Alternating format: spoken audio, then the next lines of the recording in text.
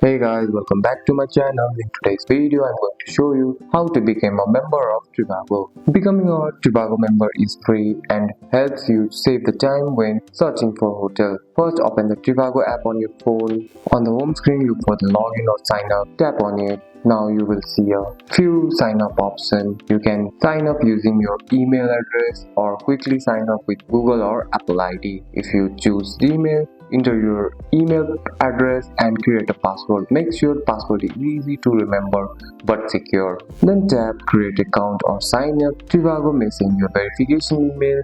Once your email, tap the verification link to confirm your account. Once verified, your Trivago membership is activated. Now you can save favorite hotel, compare price faster, and easily continue your search later. You don't need to pay anything. Being a Trivago member is completely free. And that's it.